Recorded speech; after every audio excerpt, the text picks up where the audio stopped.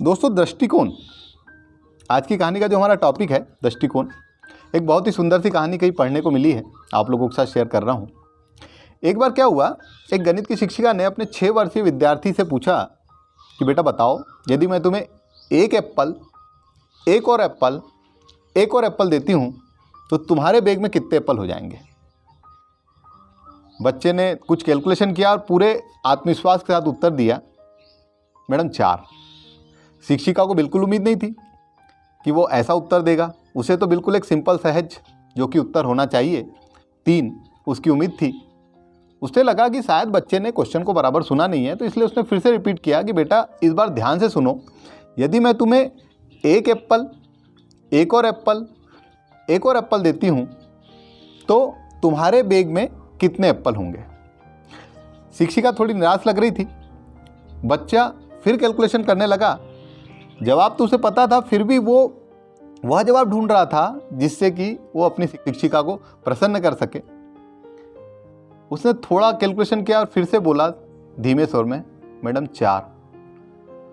शिक्षिका समझ नहीं पाई कि इतना सिंपल सा सवाल है पर ये बच्चा आंसर नहीं दे पा रहा है, आखिर क्या गड़बड़ हो रही है। फिर उसे याद आया कि बच्चे को जो है स्ट्रॉबेरी पसंद है, तो उसने सोचा कि हो सकता है बच्चा एप्पल में गड़बड़ कर रहा है।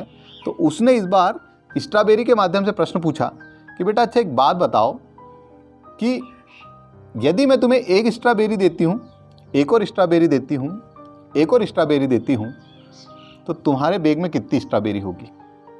इस बार बच्चे पे कोई दबाव नहीं था, लेकिन शिक्षिका पे जरूर दबाव था, क्योंकि वह अपने इस नए दृष्टिकोण को असफल होते नहीं देखना चाह रही थी। बच्चे ने कुछ कैलकुलेशन किया और जवाब दिया, मैडम 3। शिक्षिका को बड़ी प्रसन्नता हुई क्योंकि उसका दृष्टिकोण सफल हो गया था।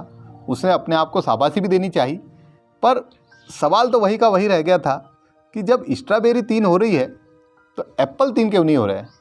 तो उसने बच्चे से फिर पूछा कि बेटा अब बताओ कि यदि मैं तुम्हें एक एप्पल, एक और एप्पल देती हूँ तो तुम्हारे बैग में कितने एप्पल हो जाएंगे। बच्चे ने फिर कहा, मैडम 4 एप्पल। अब शिक्षिका क्रोध में आ गई और उसने गुस्से से पूछा कि कैसे 4 होंगे, बताओ मुझे। बच्चे ने घबराहट के कारण नीचे मुंडी की और बोला, मैडम मेरे बैग में एक एप्पल पहले से ही है, इसलिए 4 एप्पल होंगे। दोस्तों, कई बार हमारे साथ ज़िंदगी में ऐसा होता है, हम अपने दृष्टिकोण के आधार पर उत्तर चाह रहे होते हैं और सामने वाला अपने दृष्टिकोण से उत्तर देता है। हो सकता है वो जिस दृष्टिकोण से उत्तर दे रहा है उस दृष्टिकोण से हमने उस प्रश्न को समझा ही नहीं हो या उस चीज़ के बारे में सोचा ही ना हो। तो हो सकता है कि उत्तर गलत ना हो, लेकिन दृष्टिकोण के कारण हम गलत समझ रहे हैं। हम अपना दृष्टिकोण दूसरे पे थोपते हैं और फिर बाद में सोचते हैं कि गलत कहाँ हुआ। इसलिए यदि कभी आपको अपने मनमाफिक उत्तर ना मिले तो कोई भी निर्णय पे पहुंचने के पहले एक बार सामने वाले से पूछे ज़रूर कि क्या आप मुझे थोड़ा समझाने का प्रयास करेंगे कि ऐसा क्यों।